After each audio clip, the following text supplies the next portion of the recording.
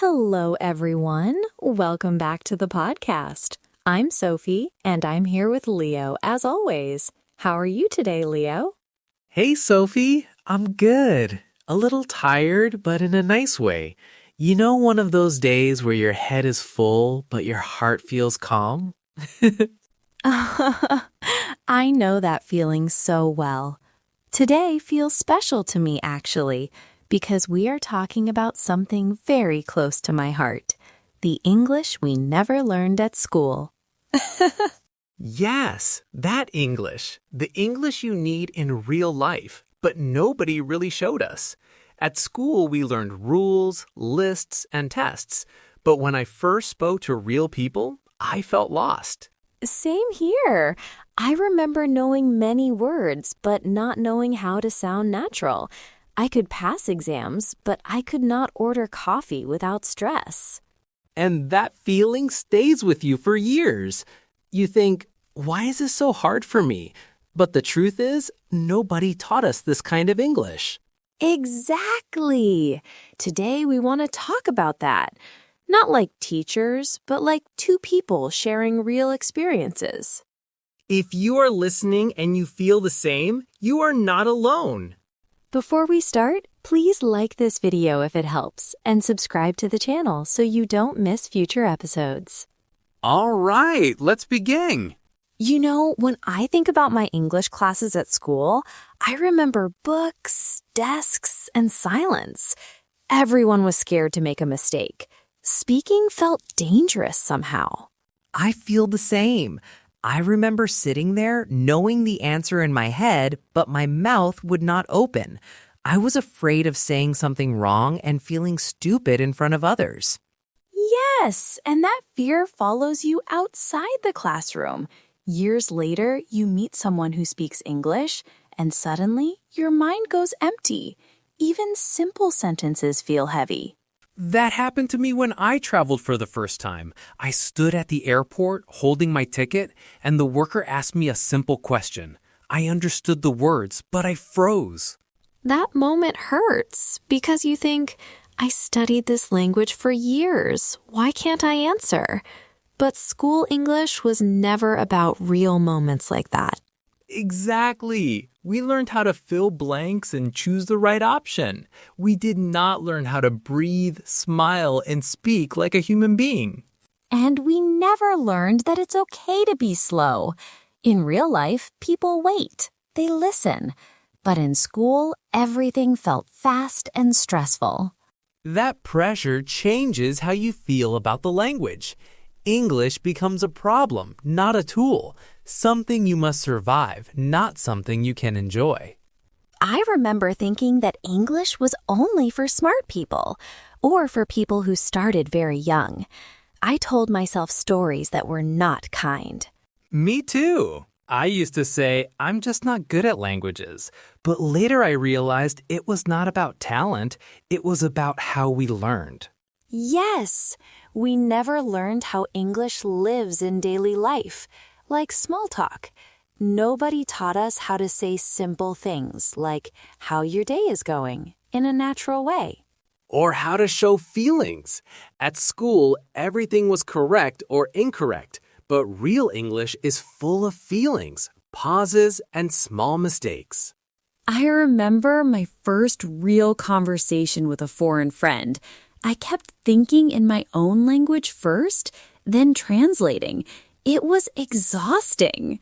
That happens to me too. And while you think, the moment passes, the conversation moves on, and you feel left behind. That's when many people stop trying. They say, I understand English, but I can't speak, and they accept that as a final truth. But it's not final at all. It's just unfinished. We were never given the full picture. Exactly. School gave us the bones of the language, but not the heart. We knew grammar, but not rhythm. I like that word, rhythm. English has a rhythm, like music. You feel it more than you think about it. Yes, and school rarely let us feel it. Everything was about rules on the board, not about real voices. I remember listening exercises. They felt fake. Nobody spoke like that in real life. True. Real people stop, repeat, laugh, and change sentences in the middle. That confused me at first. Same here. I thought, why are they breaking the rules? But they were not breaking anything. They were just being natural. And that's the English we never learned. The English of daily life. The English of emotions. I think that's why many adults feel shy about speaking. The classroom voice stays in their head, judging every word. That inner voice can be very loud. It says, be careful, don't make a mistake.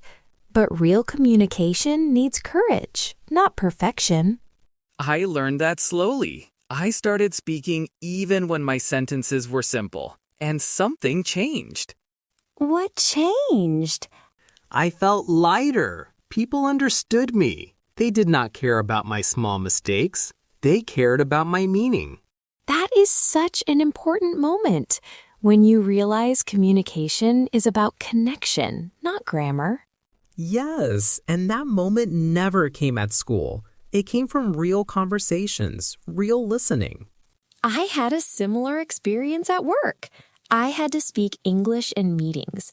At first, I prepared every sentence in my head. That sounds stressful. It was, but one day I was too tired to prepare. I just spoke simply, short sentences, clear words, and it worked. That's a powerful lesson. Simple English is strong English. Exactly. But school often makes us feel that simple is wrong, that we must sound complex to sound good. And that idea blocks so many people. They think my English is too basic, but basic English can still be real and warm.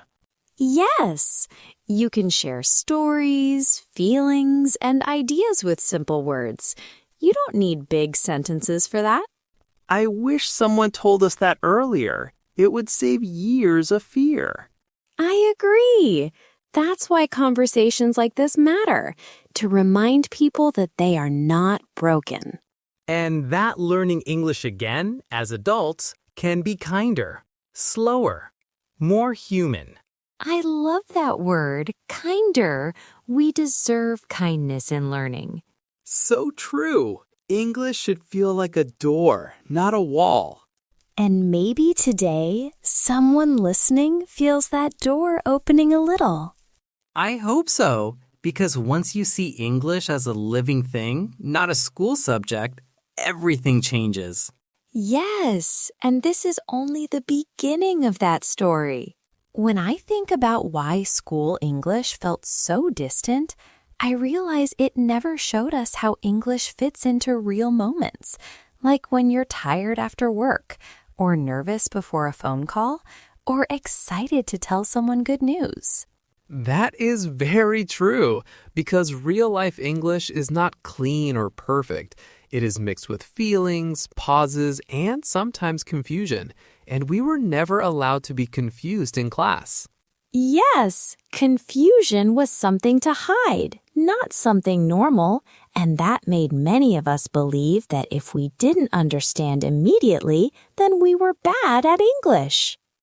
I remember sitting at home with my textbook, reading the same sentence again and again, understanding every word separately, but still not feeling the meaning as a whole. That happens to me too, especially with long sentences, because nobody taught us how to relax and catch the general idea instead of fighting for every single word. Exactly. And in real conversations, you don't have time to translate word by word. You just listen, feel, and respond, even if your answer is not perfect. But school trained us to wait, think, check, and then speak. And by that time, the moment is already gone. That waiting becomes a habit, and later in life, you find yourself silent in meetings, silent in group talks, silent even when you have something important to say. And silence slowly turns into self-doubt because you start thinking that others are better than you, faster than you, more confident than you. I felt that many times, especially when I worked with people from different countries, because they spoke English freely, even with mistakes, and I kept judging myself. I used to do that too, comparing my English to others instead of listening to my own progress and my own voice. Comparison is heavy because you never see the full story of the other person.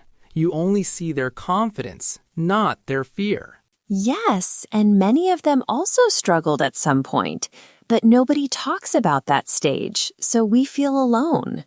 That's why I think the English we never learned at school is also about mindset, not just words and sentences. I agree, because language lives in your head before it comes out of your mouth, and if your head is full of fear, the words cannot flow.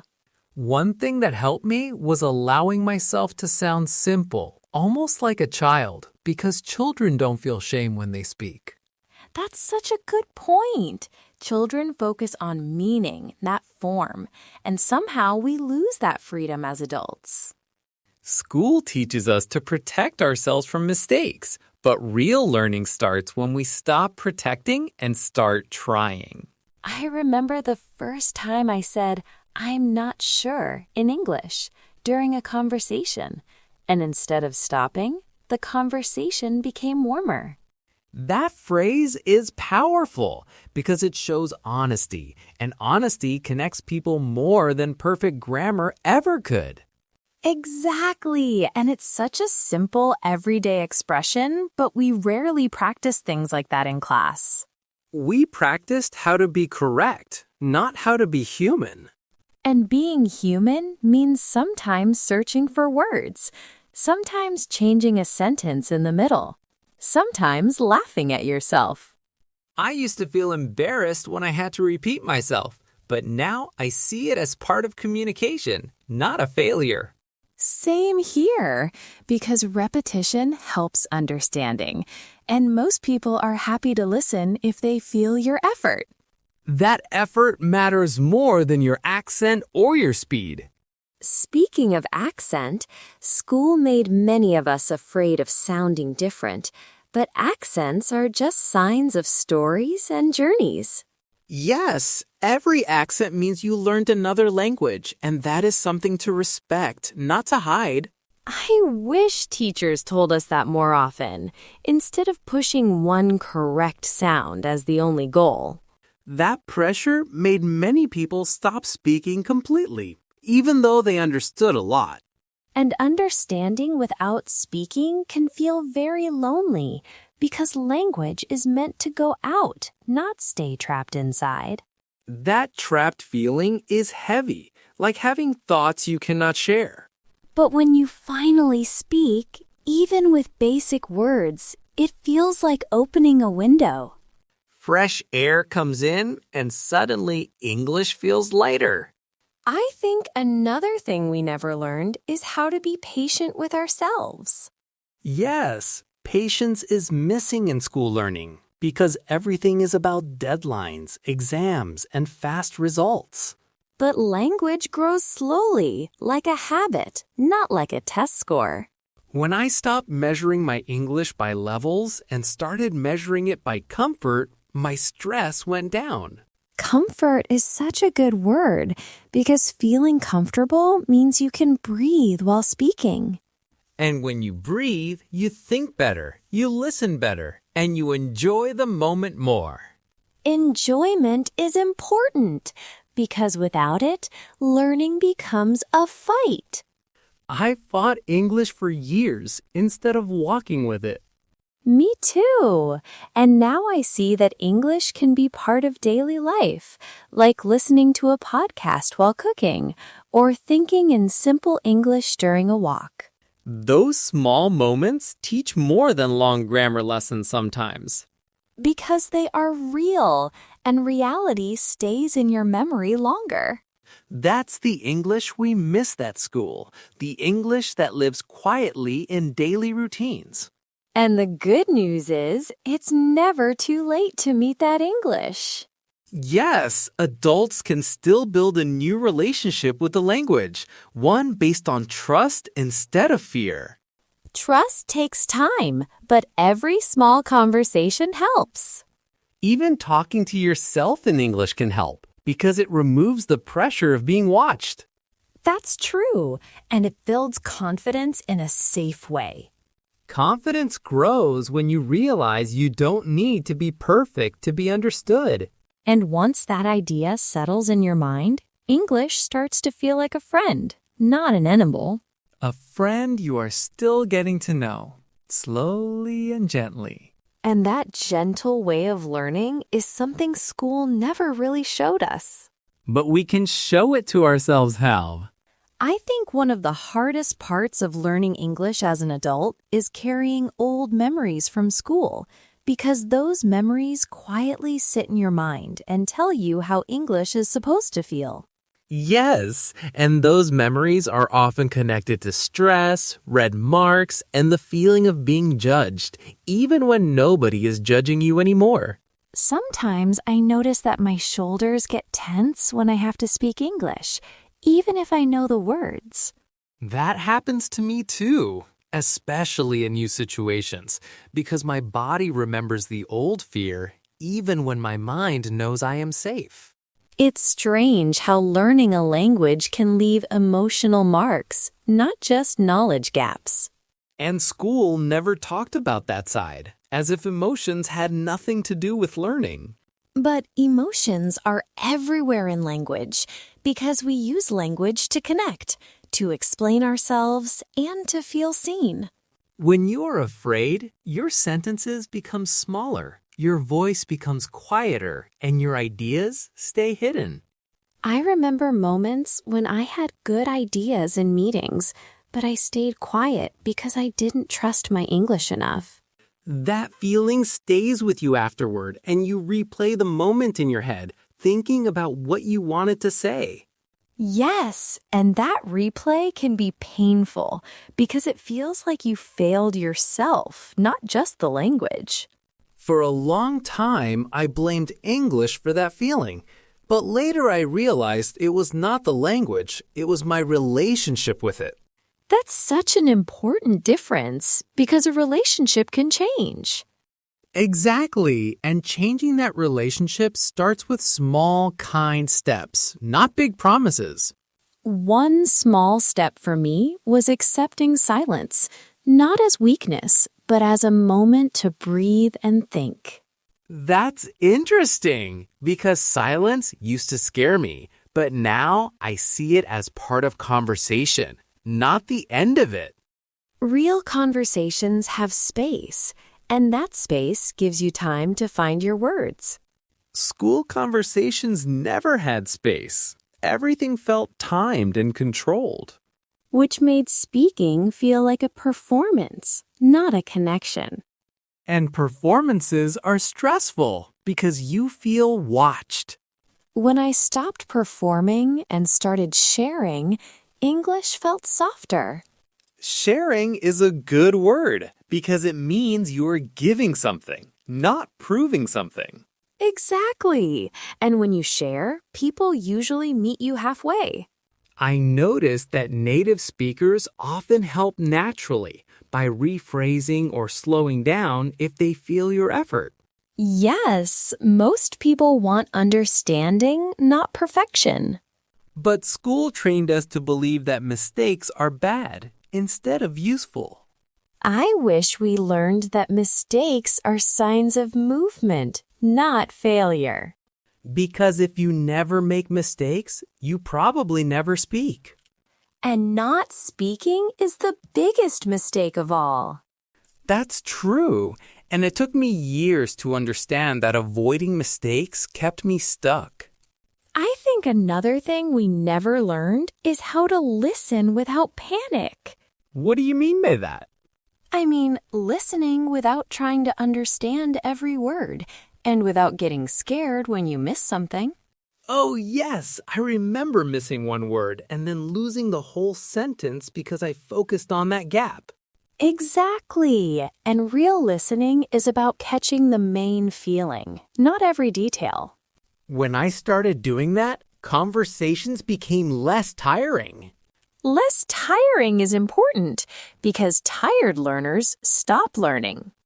School made English feel heavy, like work, not like communication.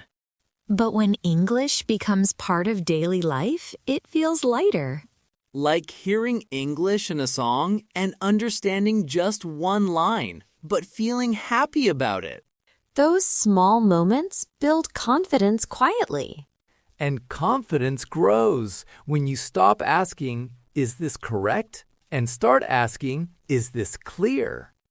Clarity is more important than correctness in real life. I wish someone told us that sentence at school. Me too, because it changes how you speak and how you listen. Another thing is learning how to ask for help in English. Yes, that's something we rarely practiced. Can you say that again? Or, I didn't catch that? Feels scary at first. But those are very normal, very human sentences. And they keep the conversation alive instead of stopping it. School made us think asking for help showed weakness. But in real life, it shows effort and respect. When you ask for help, you show that you care about understanding. And people usually respond kindly to that. That kindness changes how you feel about English. Slowly, fear turns into curiosity. Curiosity is powerful because it pushes you forward gently. With curiosity, you listen more, you notice patterns, and you grow naturally. Growth feels different when it's natural, not forced. It feels calmer, and calm learning stays longer. I think many adults are capable of learning English well, but they need permission to learn differently. Permission to be slow, to be simple, and to be imperfect. And once they give themselves that permission, English starts to change shape. It becomes something you use, not something you fear. That change is quiet, but very deep. And it's something school never really prepared us for. But maybe that's okay, because now we can prepare ourselves.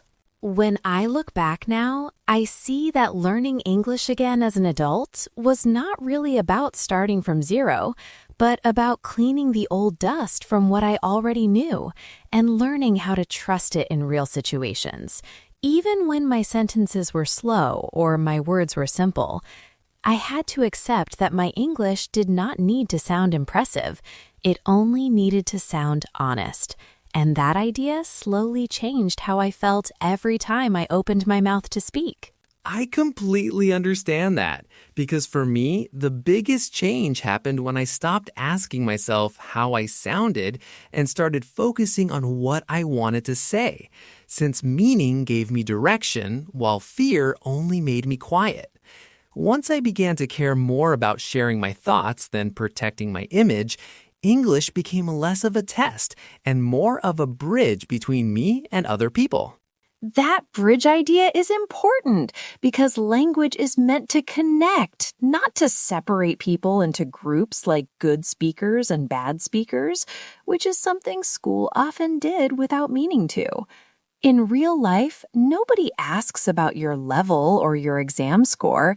They only want to understand you and feel understood in return.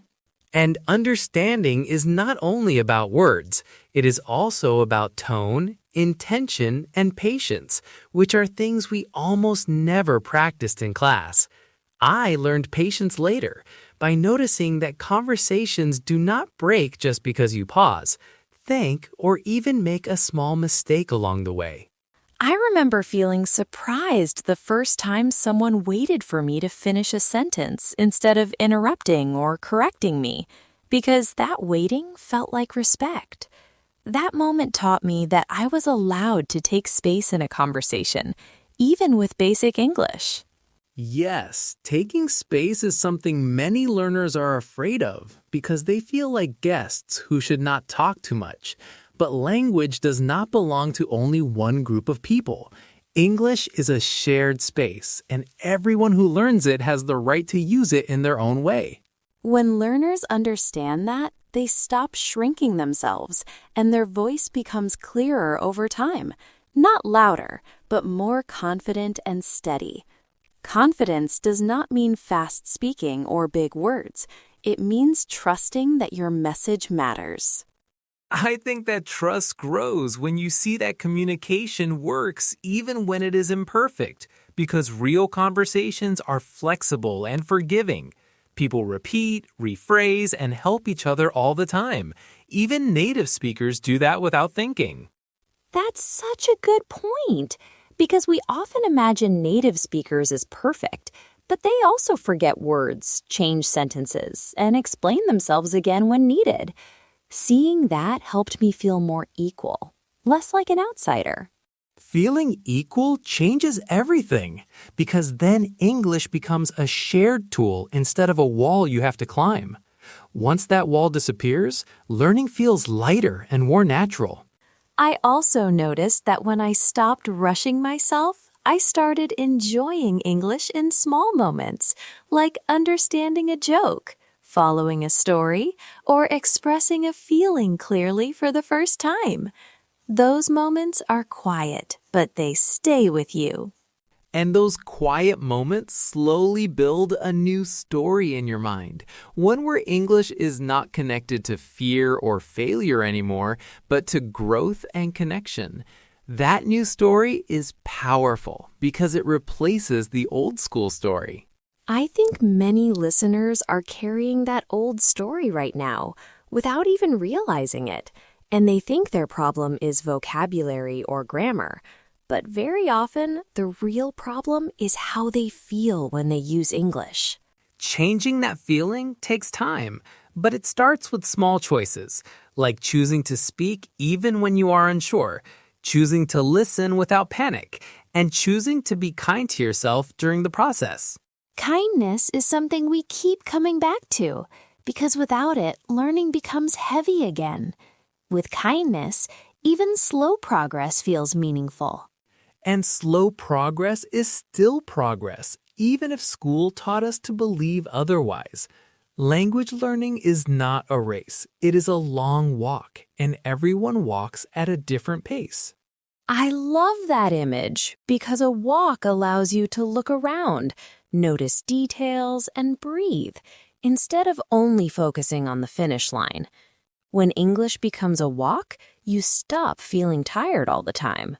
That's when English starts to fit into your life naturally, not as a separate subject, but as part of who you are and how you connect with the world. And maybe that is the English we never learned at school, the English that grows with you, supports you, and slowly becomes your own voice in another language. Yes, and the most important thing is that this English is still waiting for anyone who wants to meet it, no matter their age or past experiences. If someone listening takes one thing from this conversation, I hope it is the feeling that they are allowed to learn differently now. And that their English does not need to be perfect to be real, useful, and meaningful. Exactly, because real English lives in real people, not in textbooks.